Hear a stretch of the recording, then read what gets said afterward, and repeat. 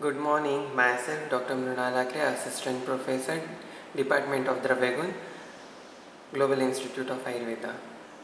In our pharmacology series, now we will going to see antihistamines. These antihistamines are generally used in respiratory tract diseases. Now, what are antihistamines?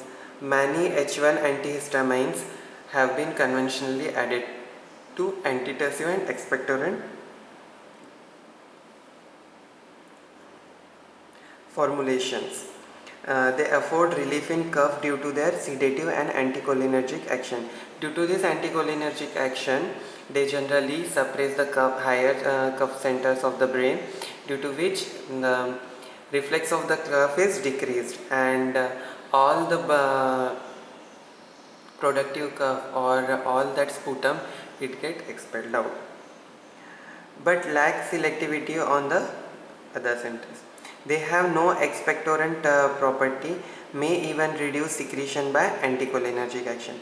They have been specially promoted for cough in respiratory allergic states, though their lack of efficacy in asthma is legendary.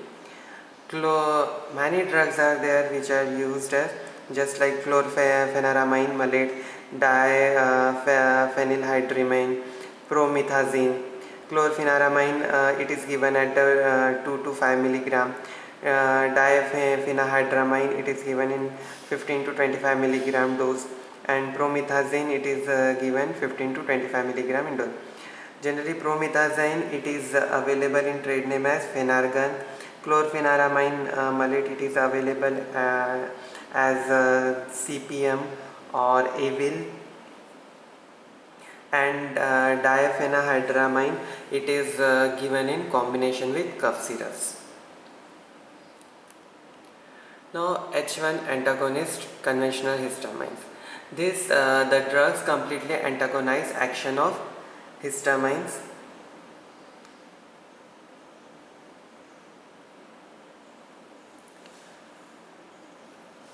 at the H1 receptor. Recent evidence indicates that histamine H1 receptor exhibits some drugs of constitutive activity, and the H1 antagonists are also inverse agonist.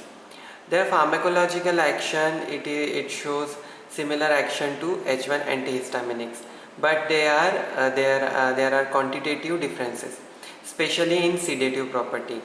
Antagonism of histamine. This antagonism of histamine, they are effectively block histamine induced bronchoconstriction, constriction of intestinal and other smooth muscle, and triple response, especially wheal, flare and itch. Anti-allergic action. They also have an anti-allergic action. Many manifest immediate hypersensitivity type 1 reaction are suppressed, that are urticaria, itching, angioedema. They are well controlled by this H1 antagonist.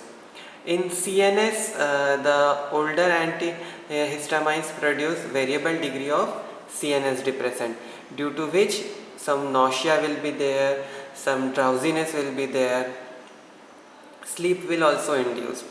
Now, pharmacokinetics.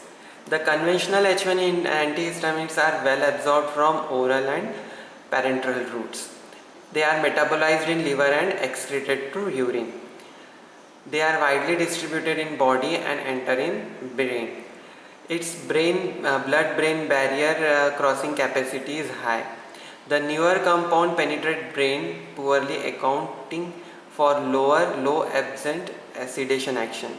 Duration of action of most agent is 4 to 6 hours, except micolazine, chlorpheniramine, mesolastatin, loratadine, cetirizine, fexofenadine, which act for 12 to 24 hours or more.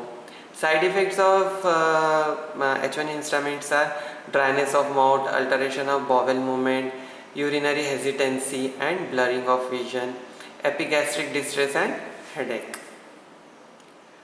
Now, highly sedative H1 are diphenhydramine, then diamenhydrinate, promethazine, hydroxyzine.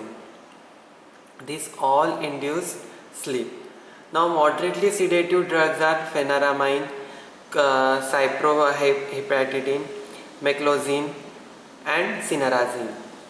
Mild sedative are chlorpheniramine, dextrochlorpheniramine, triprolidine, and clemastine. Second generation antihistaminics are fexofenadine, loratadine, desloratadine, cetirizine, levocetirizine. This levocetirizine, it never induces sleep, so it is the safest drug to use in the person who drives more.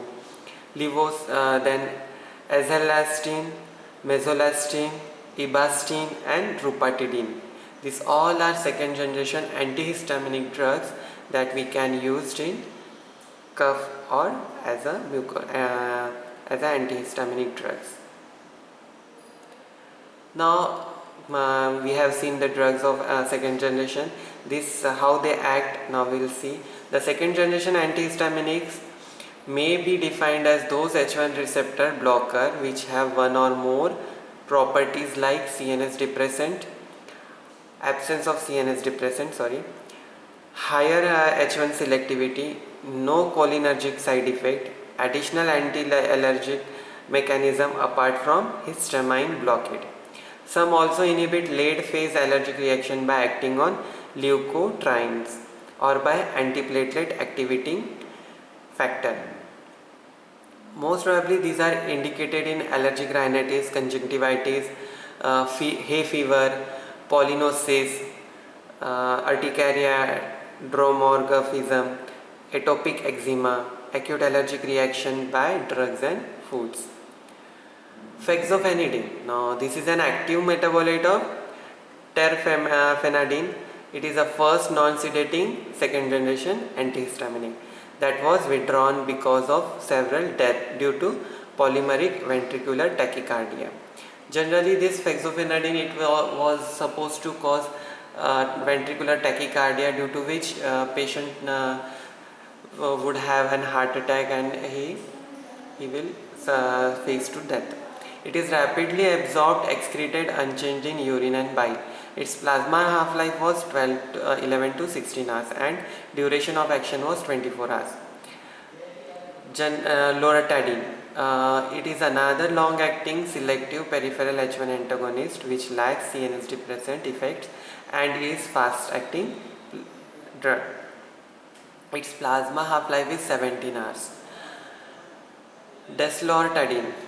It is a major active metabolite of lortadine, effective as half the dose. Cetirizine. It is metabolite of hydroxine with marked affinity for peripheral H1 receptors. It penetrates brain poorly. That's why sedation is mild. It's subject to somnolence is experienced by any receptors. Levocetirizine.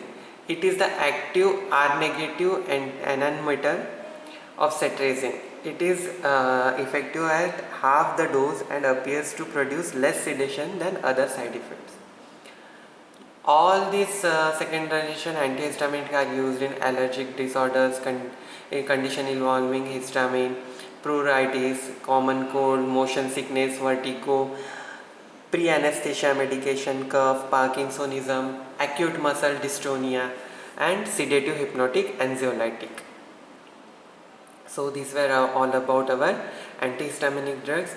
Thank you. We will meet in our next lecture.